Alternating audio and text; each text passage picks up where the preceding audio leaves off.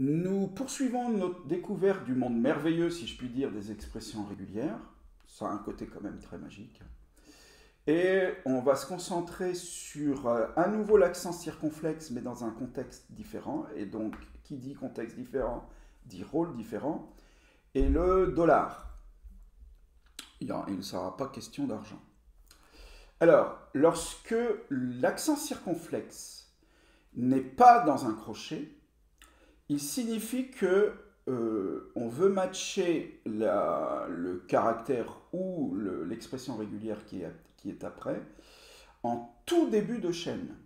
On essaye de repérer, là par exemple, dans cet exemple-là, on essaye, alors j'ai pas mis mon petit...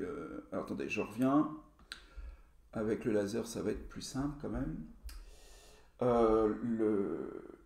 Donc là, il y a une expression régulière après l'accent circonflexe, mais ça peut être une expression régulière bien plus compliquée que ça, bien entendu. Celle-là signifie que je veux un A, mais du fait qu'il y ait l'accent circonflexe, ça veut dire que je veux un A, il faut que ça matche en tout début de chaîne, au début du texte. C'est assez fréquemment important.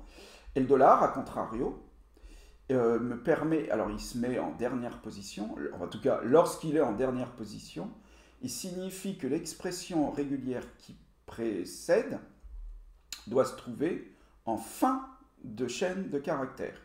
Donc là, mon texte, il doit s'achever par un C, sinon ça ne matche pas. Alors on va voir sur un exemple.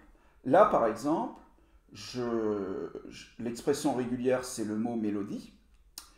J'ai un accent circonflexe qui n'est pas dans un crochet, donc son rôle c'est de signaler que l'expression régulière doit se situer en début de chaîne, et donc je vais repérer si dans ce texte, mélodie est au début du texte. C'est le cas, ça marche, ça marche, ça match.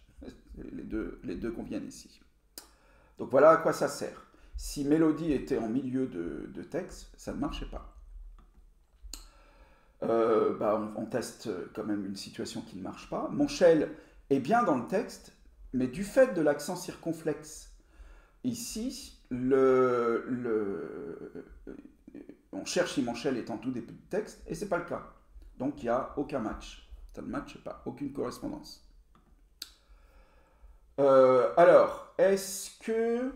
vous voyez, ça peut être... Alors, c'est pas compliqué en soi, là, parce qu'on met juste du texte. Hein, c'est pas, on n'utilise pas les caractères spéciaux qui sont tous à nos dispositions. Mais quand même, je peux avoir besoin de savoir s'il y a une chaîne relativement longue présente en toute fin de mon texte.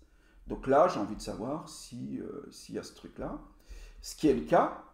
Et si dans mon texte j'avais mis un point ici, par exemple, hein, je finis une phrase par un point, eh ben, ça ne matchait pas, du fait du point. C'était pas patiemment résigné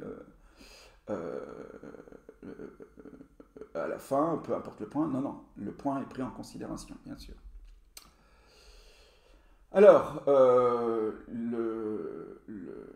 si j'oublie, alors j'ai laissé dans ma copie d'écran le curseur de ma souris, donc c'est un petit peu perturbant là le trait vertical, mais ce qu'on peut constater en tout cas, c'est que la virgule a disparu.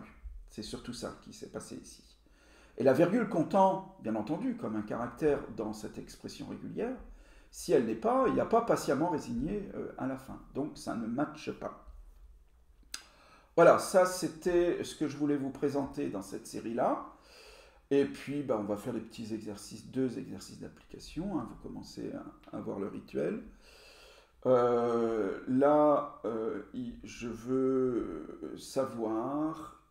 Je veux vérifier si le mot principal, alors le mot, j'aurais pu mettre des guillemets, hein, mais le mot principal est répété au moins 2 fois à la fin du texte suivant. Ce qui n'est pas le cas, hein, je n'ai pas besoin d'un programme Python pour le faire. Mais je vous demande quand même d'écrire un programme Python qui vérifie si le texte fait comme moi, c'est-à-dire qui bégaye, et que principal est répété 2 fois à la fin du texte. Donc là, c'est pas si simple que ça. Enfin, c'est pas si dur non plus. C'est plus compliqué que les exemples qui précèdent en tout cas. Et là, alors, il faut vérifier si... alors, c'est un peu comme tout à l'heure, hein, sauf que c'est un tout petit peu plus compliqué. Est-ce que ça commence par un M majuscule suivi d'autre chose qu'une lettre de l'alphabet non accentuée? Donc, ma, par exemple, ne m'intéresse pas. Parce que c'est euh, autre chose qu'une lettre de l'alphabet. Si, ça marche.